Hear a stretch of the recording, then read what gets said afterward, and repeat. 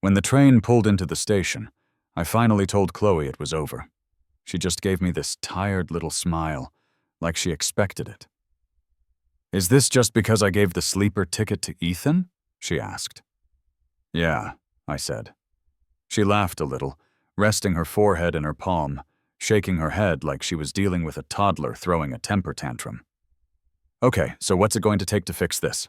Do you want me to play video games with you when the semester starts? Should I buy you that gaming gear you wanted, or do you want to just vent and yell at me for a while?"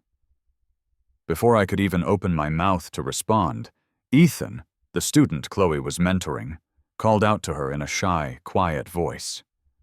"Chloe, my luggage is really heavy. Could you give me a hand with it?" She didn't even look at me.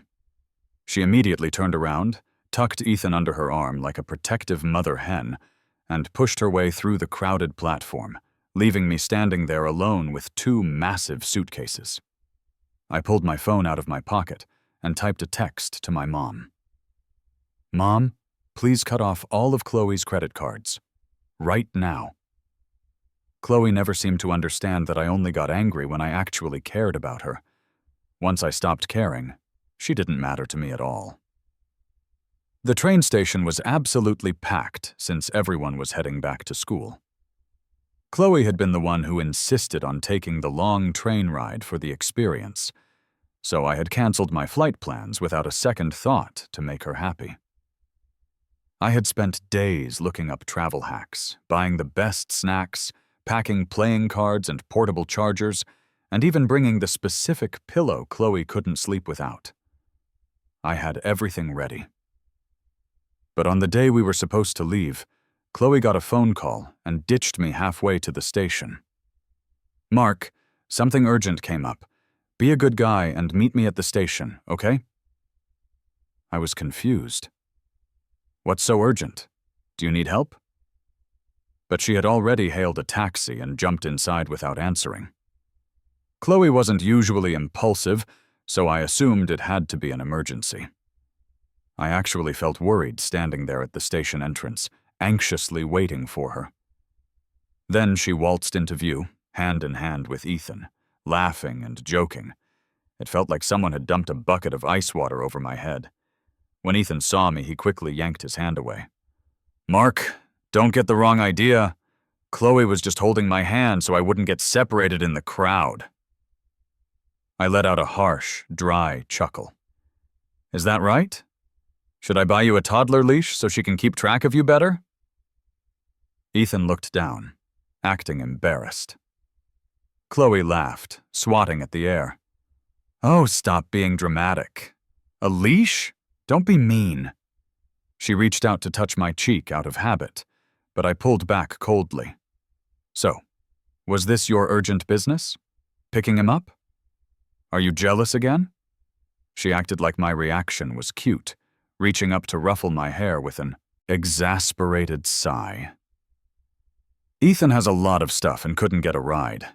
Unlike you, who has had a driver since you were born, you don't get how hard it is for people with less money. Besides, isn't it more fun with more people? Mark, stop throwing a fit, okay?" Ethan bowed his head nervously toward me. "Mark, I'm really sorry to be a bother. Please let me know if I can do anything for you during the trip. I'm good at manual labor. Just consider it my apology." He claimed he could do anything, but the second it was time to board the train, he suddenly became too frail to lift his own bag.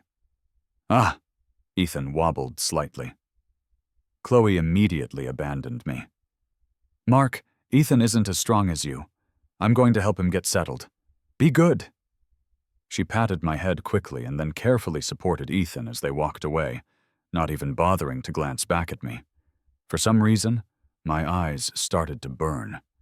I let out a self-deprecating laugh, clenched my jaw, and dragged my luggage through the crush of people. By the time I finally stumbled into the sleeper cabin, I was soaked in sweat, and my expensive white shoes were covered in black footprints. There were 6 beds in the cabin, and mine was the only one empty. Neither Chloe nor Ethan was there. I called Chloe, but she didn't pick up. I texted her asking where she was, but it was like throwing a stone into the ocean. total silence. Just before the train started moving, I found them. Not in person, but on Ethan's social media. He had posted a photo of himself leaning his head on Chloe's shoulder, both of them flashing peace signs at the camera. The caption read, "Thank you for braving the crowded train for me without hesitation. As I start this new chapter, your company makes me fearless." Chloe had commented on it. "Go, Ethan! You're my pride and joy." She added a heart emoji.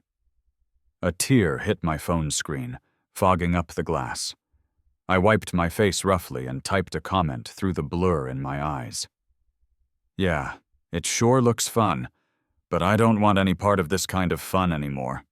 A second later, Ethan deleted my comment. I smiled, a twisted expression on my face, and turned off my phone.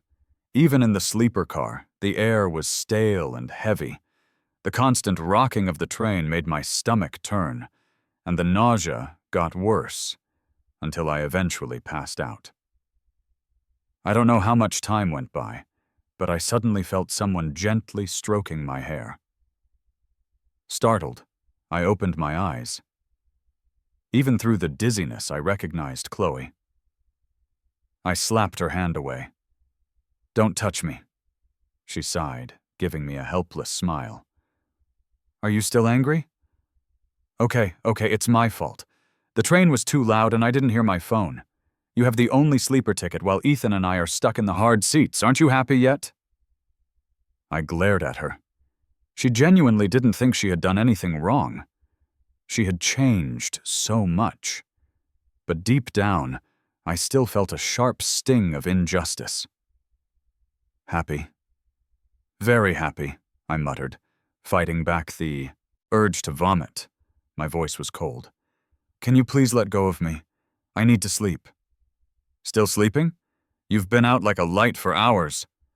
Chloe tried to pull me up. "Ethan is feeling really sick from the motion, and you've slept enough anyway. Let him rest in the sleeper berth. Isn't this what you wanted? Now you get to have me all to yourself in the seats." She bent down to help me put on my shoes. I shoved her away hard. Ha, I thought. So she wasn't here to visit me. She was just here to steal my bed. "No need. Get lost," I snapped. Chloe stumbled back, and a slender figure rushed forward to catch her. It was Ethan. He looked at me with red-rimmed eyes, acting like the most wronged person on earth. "I'm useless and poor, Mark. I don't have your luck where everything is handed to me on a silver platter. I can't afford a sleeper ticket, and I get motion sickness easily. Maybe that's just my bad luck. You're a rich kid, so you look down on poor people like me. Fine, I can take it. But Chloe treats you so well, Mark. How can you hit her?" Chloe's face went cold as she stepped in front of Ethan to shield him. "Mark, when did you become like this? Apologize to Ethan right now." Their voices were loud, and suddenly everyone in the compartment was looking at me like I was a villain. I hadn't actually done anything, but suddenly I was the enemy. It felt like the air was being squeezed out of my lungs, and my eyes stung from holding back tears of rage. What did I do wrong? Then the train braked hard, and the dizziness slammed into me. I staggered, my face going pale. Chloe finally noticed something was wrong. She looked tense and reached out a hand to steady me. Just then, Ethan suddenly grabbed his head and collapsed onto her. "Chloe, I feel dizzy. I feel awful." Ignoring me completely, Chloe helped him sit down on the bed. Then she forcefully pulled me up. "Give Ethan the sleeper so he can rest. Consider it an apology for insulting him." She pushed me toward the aisle. "Be good. Don't act like a spoiled brat. You go to the seats. I'll take care of Ethan and join you once he's asleep." She walked away without looking back. Watching her leave, I couldn't hold it in anymore. I started dry heaving. "Hey, are you all right, young man?" An older woman from the next bunk looked at me with concern. I waved my hand, signaling I was okay. "If you're feeling sick, have some warm water. Don't force yourself to be tough." The lady seemed kind.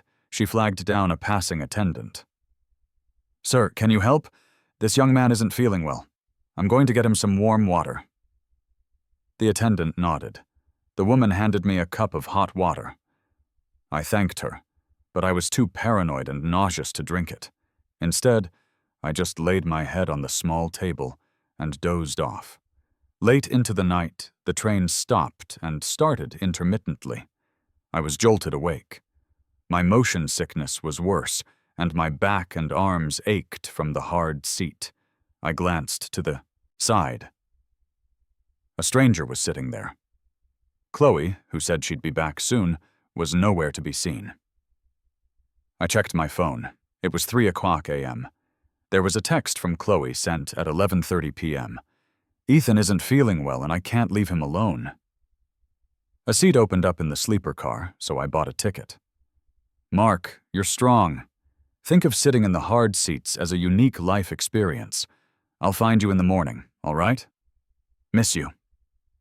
Sitting in a strange place, with my body aching and the blatant favoritism staring me in the face, my heart hurt with a sharp, persistent ache that made it hard to breathe.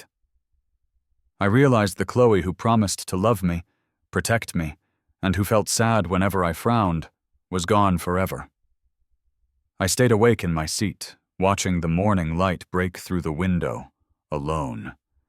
By mid-morning, Chloe still hadn't returned. In the rush yesterday, I had only brought a small bag with me.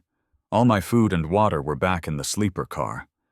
I didn't want to see Ethan, so I messaged Chloe asking her to bring my stuff over. No response. Left with no choice, I pushed through the crowd to get back to the sleeper car, despite my nausea. Before I even reached the berth, I heard laughter. "Chloe, come on, stop showing off your boyfriend just because he won a card game. We're sick of this love fest." I froze in my tracks as Chloe's calm voice responded. "Oh, please, it's not showing off. Ethan has never played cards before. Without my help, you guys would crush him. See? I just mention it and you're teasing again." Someone else chuckled. "But who was that sick-looking guy last night? Must have been some rich boy who hates poor folks, huh?" Chloe sighed, sounding resigned. "Just a spoiled brother. He's temperamental and clueless, not like Ethan, who has been independent and kind since he was a kid."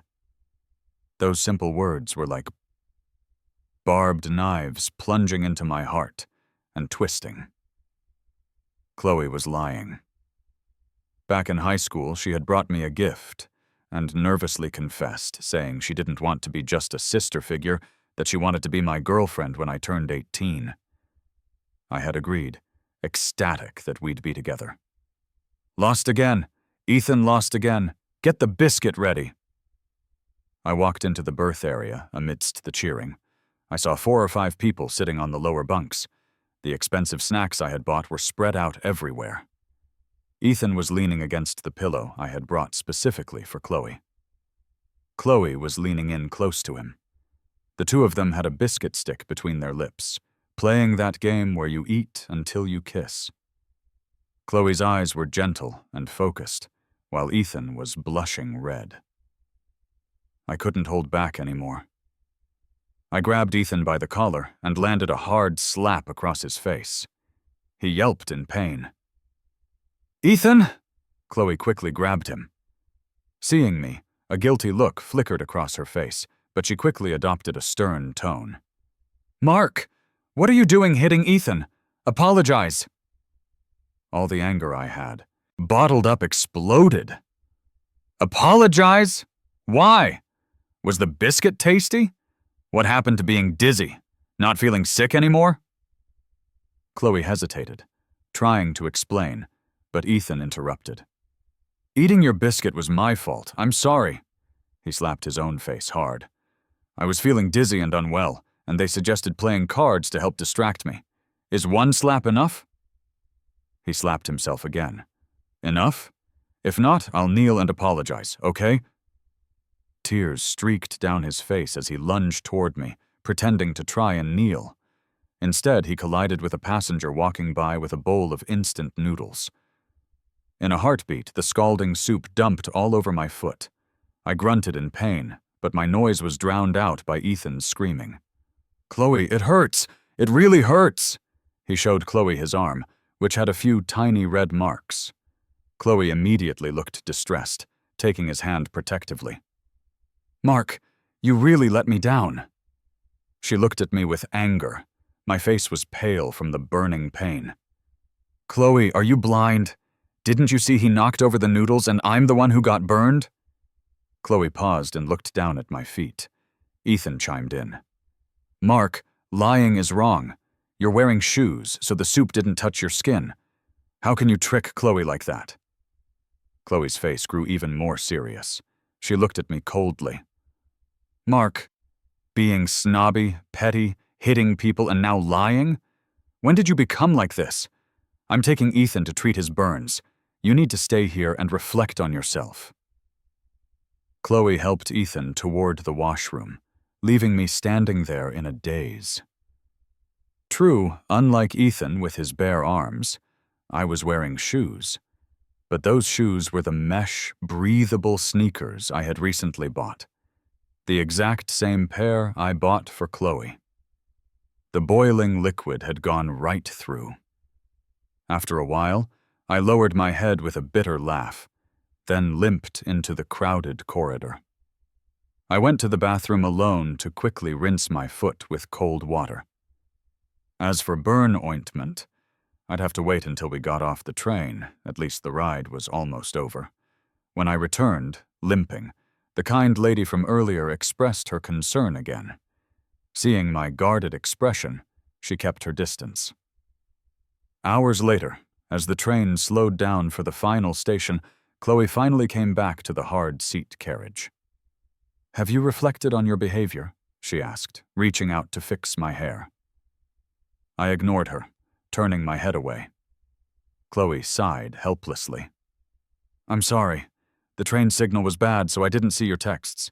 Can you forgive me this once? But Mark, no matter what, you can't hit people.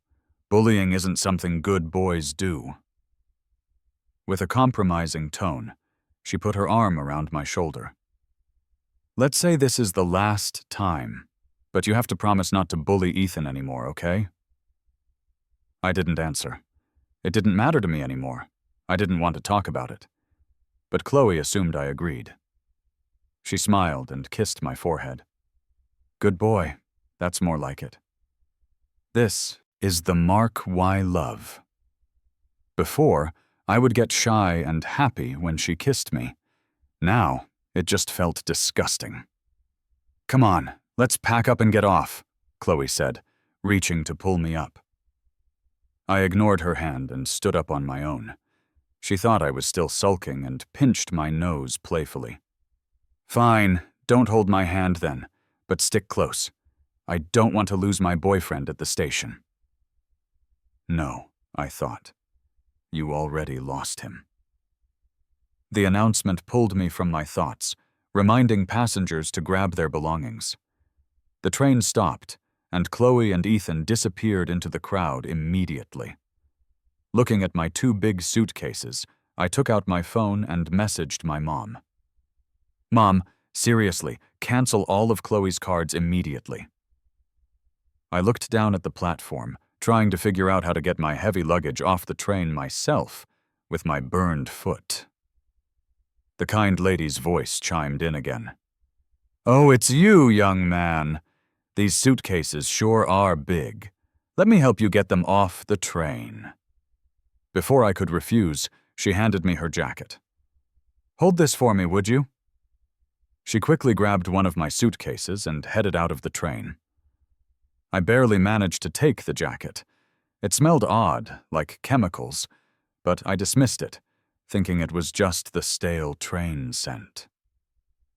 As I got off the train and tried to thank her while handing back the jacket, I felt my mind slipping. The world tilted. The lady looked at my dazed expression and touched my face.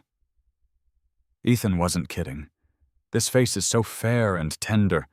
It's irresistible. From now on, I'm your aunt. Do as I say, got it? She grabbed my wrist and led me forward. Inside my head, I was screaming for help, but outwardly my body betrayed me. I nodded sluggishly and said, "Okay, Aunt." Obediently, I followed her away. Chloe. God must have heard me because my phone rang. It was Chloe calling.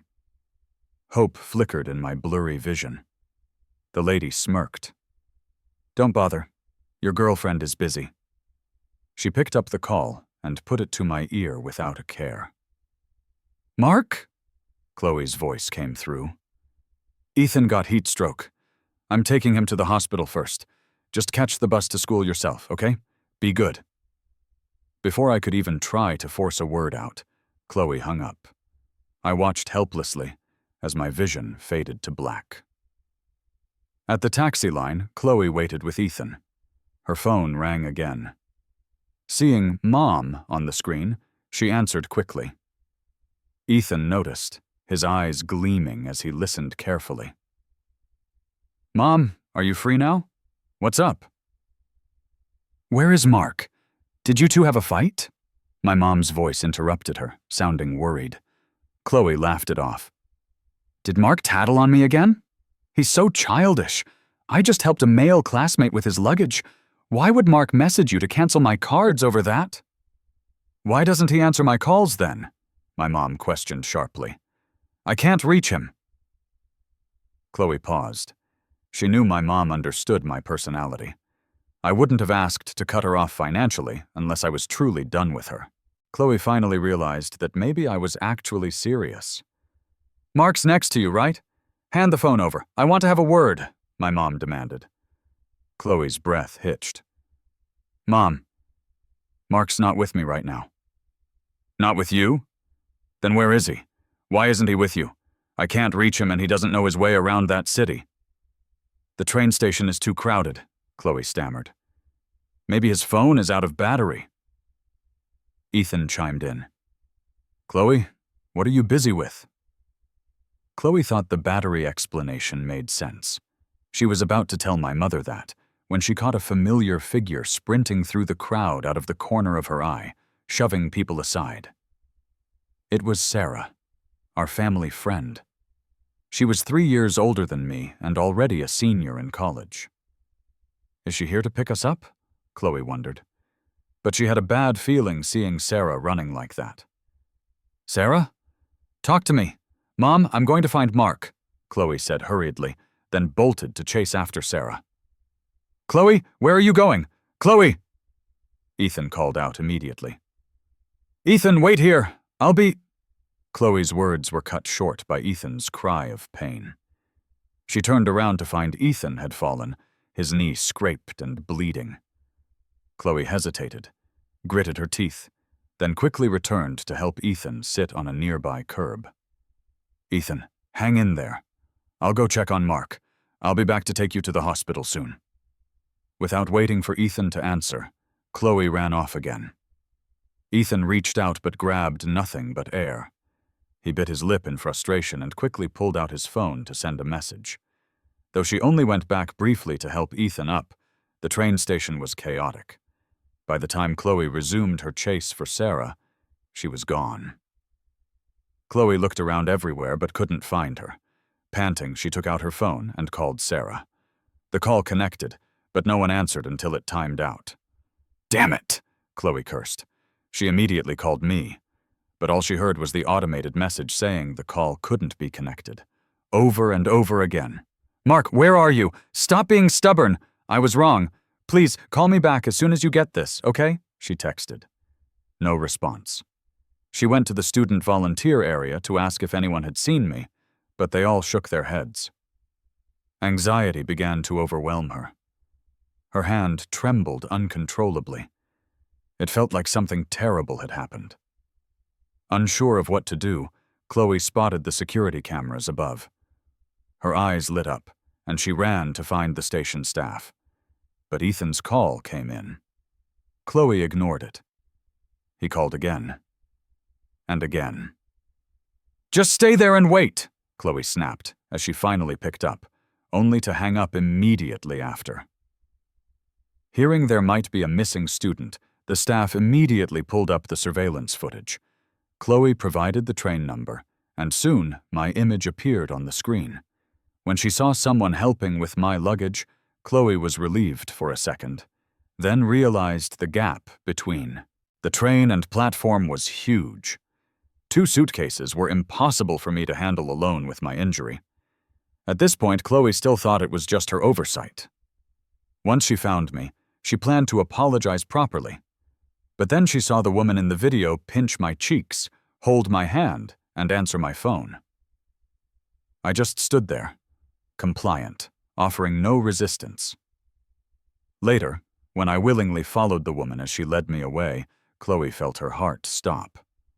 "So, is that woman someone your boyfriend knows?" the staff asked, sensing something was wrong. "No, she's not," Chloe's voice quivered. "Call the police! Save him! Please save him!" she shouted. The police sprang into action immediately. They tracked down the van through the traffic cameras. Seeing me being pushed inside and the door closing, Chloe's knees nearly buckled. Her phone rang again. "Have you found Mark?" It was my mother, her voice filled with panic. Chloe's lips trembled. "Mom, Mark, he seems to have been taken by traffickers." Thud. Something hit the floor on the other end of the line. Chloe quickly added, "Mom, don't panic. The police have already locked onto the trafficker's car. I'll go with the police now to rescue Mark. I'll bring him back safe and sound. I will!" She repeated it, unsure if she was reassuring my mom or herself. "Chloe, you'd better," my mom said, anger mixing with the fear. I didn't know any of this. When I regained a bit of consciousness, there was only despair in my heart. From the conversation in the van, I realized I had fallen into the hands of human traffickers. They planned to sell my organs.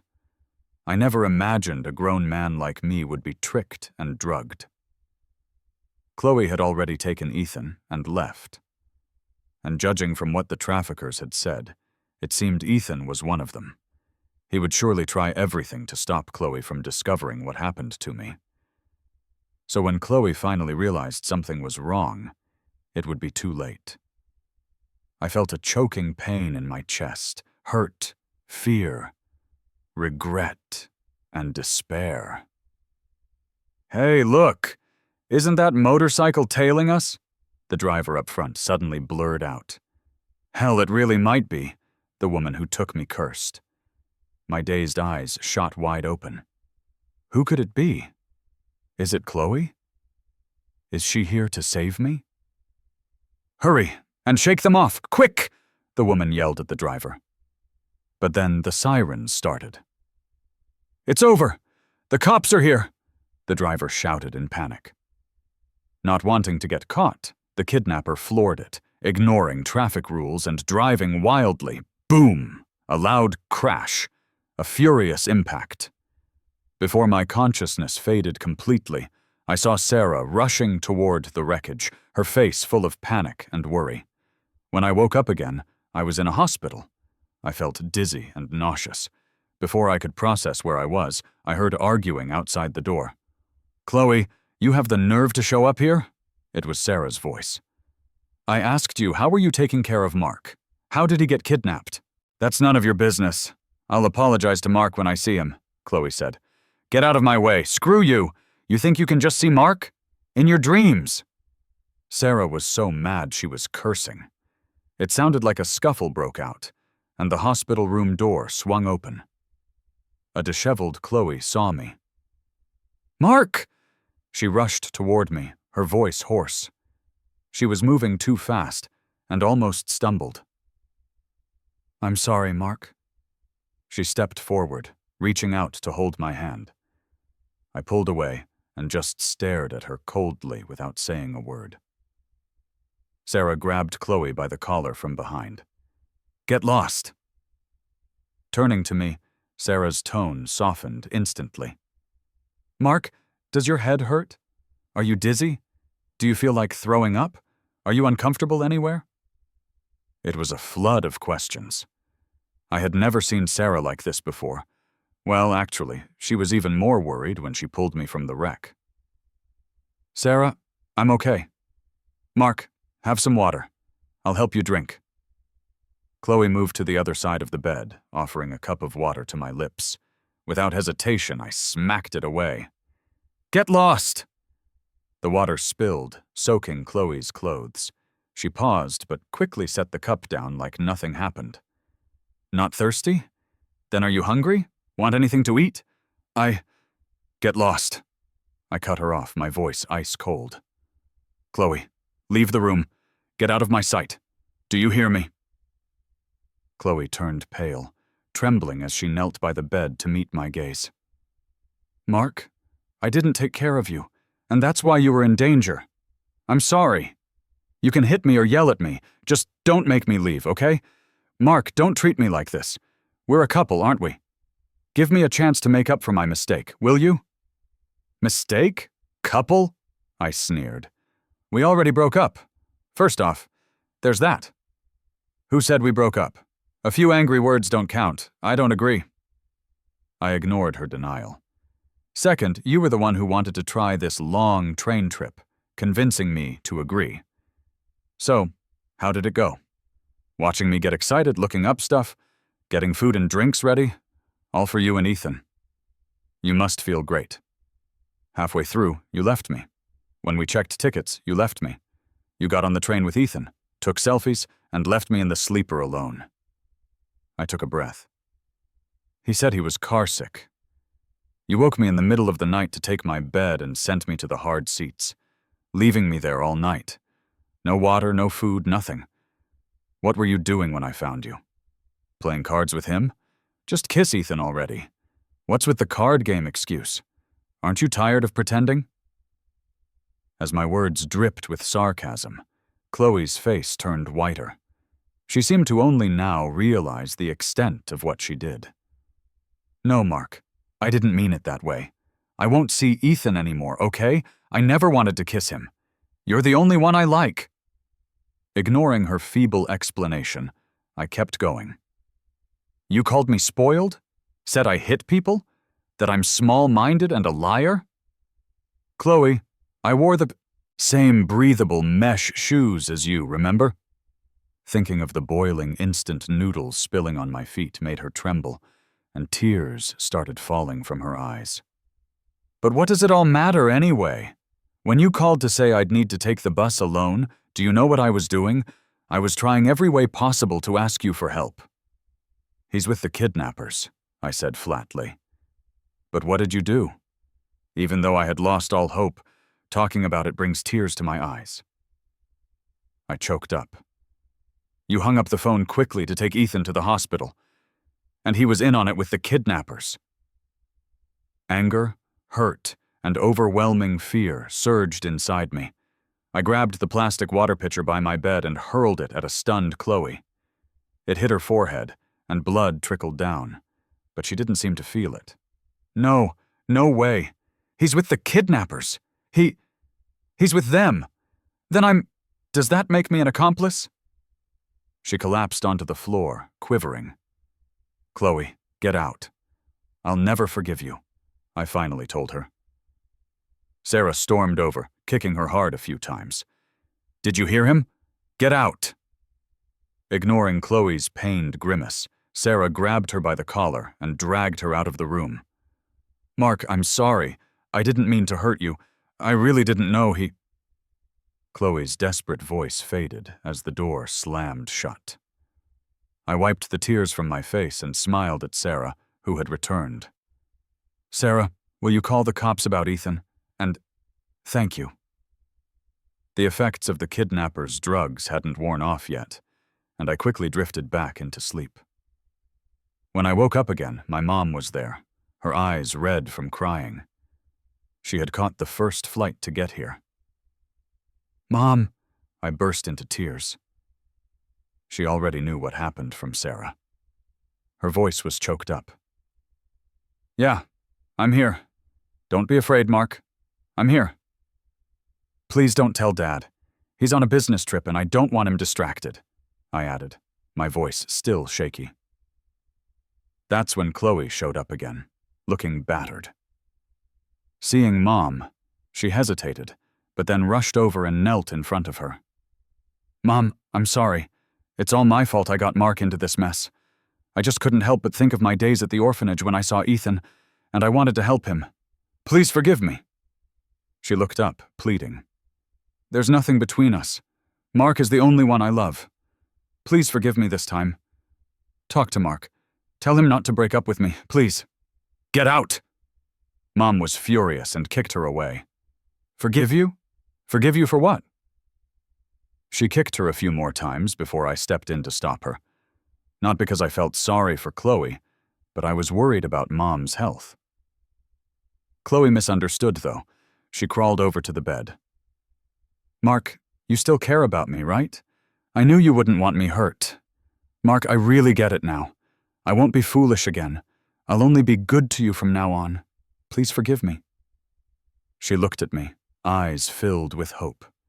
If this had been the old days, I probably would have felt terrible for her. But I didn't say a word, didn't accuse, didn't scold. I just looked at her coldly. I watched as the hope drained from Chloe's eyes. It finally dawned on her. She realized she had really messed things up and lost me. She knelt on the floor sobbing and began to slap herself hard, over and over, until her mouth started to bleed. I wasn't interested in her apologies. "Chloe, leave. Mom already stopped your adoption because of our relationship, so it was convenient timing. You're an adult now. If you want to help someone, earn your own money to do it. Just go." "Mom, Mark, I don't want to leave. I can't live without you guys. You're my whole world." "Love who? Give us a break." Sarah came in right then, heard her, and promptly threw Chloe out again. That afternoon, the cops came to take my statement. That's when I learned Chloe had actually called the police, too, after Sarah followed up on the tip. But so what? It all felt like a joke to me. "Based on your information, we've brought Ethan in for questioning. Don't worry, we'll get to the bottom of this quickly." And they did. The traffickers were caught red-handed, and with my testimony, they couldn't wiggle out of it. The cops also found records of Ethan communicating with them on his phone. What shocked me was that the investigation revealed Ethan's entire village was involved in trafficking humans and organs. A literal trafficking hub. Ethan's own mother had been a college student abducted years ago. I couldn't even imagine what would have happened if Sarah hadn't come to the train station or hadn't seen me. If I'd been taken to that village, it would have been a fate worse than death. About a month later, the police rescued a lot of women and children, including Ethan's mom. As for Ethan, unfortunate timing, really. He had just turned 18 2 days before boarding the train. Expelled, sentenced, social pariah, 3 strikes. That month passed, too. After getting discharged, I headed back to school. Officially a college student now. Chloe tried to approach me several times, bringing breakfast, snagging seats, and trying to cozy up to my dorm mates to get to me. I didn't care. Sometimes Sarah caught her at it and gave her a good kick. "Sarah, stop!" I'd rush in to stop her. Instantly, Sarah's tough front collapsed. "Mark, do you still have feelings for her?" "Enough." I'd roll my eyes, ignoring Chloe completely. "I just don't want you getting in trouble with the school or hurting your foot." Instantly, Sarah went from stormy to sunny, grinning like a goof. Seriously, she used to be so serious. How did she change so much? I shook my head in mock disapproval, but my smile said it all. Eventually, Chloe didn't show up as much. Sarah said she was working odd jobs since she ran out of allowance. I let it go. A year later, Sarah graduated and planned to go abroad for her master's. Coincidentally, I also got into a university overseas, on. The day we left, Chloe somehow learned about it. She rushed to stop me. "Mark, please don't leave. I'm working now. Don't go with her. Just wait for me a little longer, will you? Wait? Like I'd been waiting all this time for her or something? Give me a break. Ignoring her, I took Sarah's hand and got in the car.